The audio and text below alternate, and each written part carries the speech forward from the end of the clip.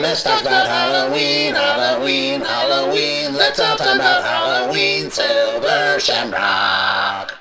Wolf from 1994, directed by Mike Nichols, who I had the pleasure of meeting when I was very young. It's weird. I met him right after he made this movie, and that was about 30 years ago, because Wolf is about to be 30 years old. That's so strange. I'm like thinking about that right now.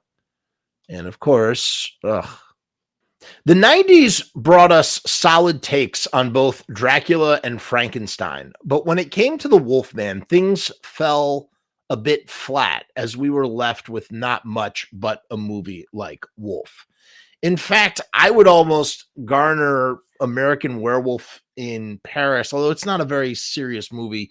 Wolf is a very sort of somber, serious film. And what, again, the 90s Renaissance gave us Bram Stoker's Dracula by way of Francis Ford Coppola. I mean, just one of the great, truly great remakes. Again, when we were talking about great remakes of movies, I would definitely put Dracula and the Frankenstein, directed by Kenneth Branagh, who people do not like that Frankenstein with Robert De Niro as Frankenstein.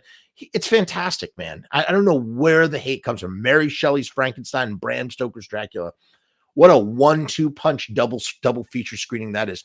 And we never got that third movie. I guess you could count The Wolfman from 2010, the one that was directed by Joe Johnston, which is a great, great film, but it wasn't from the 90s. And so it doesn't have that 90s vibe the way both Dracula and Frankenstein do. Just really serious, straightforward, meticulous remakes from the source material. But Mike Nichols gave us the Wolfman in the form of Wolf. And, I haven't seen the Wolf. I haven't seen Wolf since the 90s. It's been a very, very long time. And, oddly enough, it doesn't feel like a true werewolf movie. Instead, it is more of a deconstructionist view of the werewolf film. I mean, Jack Nicholson is a werewolf, don't get me wrong, and we see him sort of transform into a werewolf, but he doesn't really go full. It's not like a full werewolf transformation.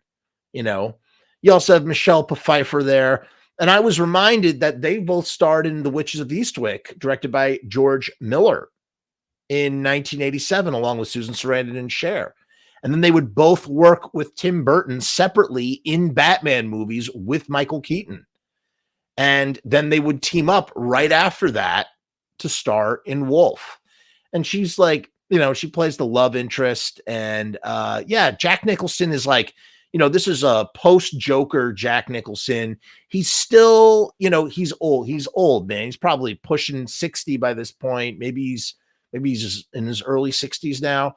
And no, he couldn't be early 60s because then he'd be 90. He's not in his 90s yet. He's about 85. So he's probably late 50s when he made Wolf.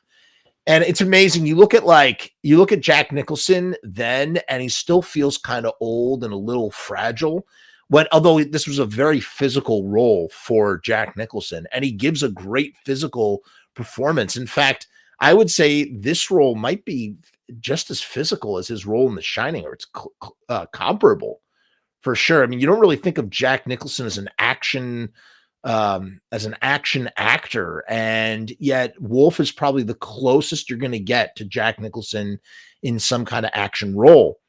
And the reason why I say it's a deconstructionist view of a werewolf, it like really breaks down the idea of the werewolf into its most basic primal elements. This idea of sort of rivalry and territory and sort of like passion, all of these kinds of elements. This is how we explore the theme of a werewolf in that kind of way. So it's not really so much about the mythology, although it is there, and make no mistake, he is undergoing some kind of werewolf-like transformation. Although I didn't realize this back in the day, but I think in this it's implied that he literally is sort of devolving or evolving, whichever the way you'd want to say it, into an actual wolf. And the wolf that we see at the beginning of the movie, what started off as a human being that slowly devolved or whatever, just transformed into a wolf irreversibly. There's some really great, there's some great scenes in this movie, but the pace is slow. The pacing is slow. It's got a two-hour plus runtime. And one of the weirdest elements of this film is that the tone and pacing make this film feel like it was made in the 70s and not the 90s. So it came out in the 90s, but it's just like, it's the camera work. It's like I said, it's the pacing and it's the tone that make it feel like it's a movie from the 70s. Go watch Wolf and tell me it's not a 70s movie that was shot in the 90s.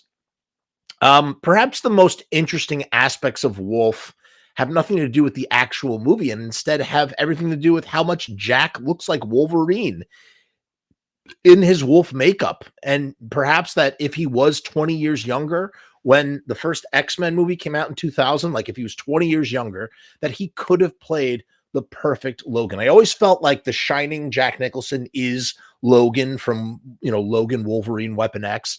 And you see it on full display in Wolf. And it's just amazing how I was like, whoa, why have I never sort of realized that? If you've never seen it, it's definitely worth checking out. It's not that third Universal Monster remake movie that you want in the 90s, the way it might have felt. I always kind of put it there in that third place. It doesn't really work. You get, you also have James Spader in the movie, and he also becomes a werewolf. I forgot about that part. And he gets bitten by Jack Nicholson. They duel at the end. You get some pretty great werewolf action. Mike Nichols does a great job of sort of directing all that and putting that all together. And the movie doesn't, the ending is so, he just runs off. It doesn't work. The ending really doesn't work. That's Wolf from 1994.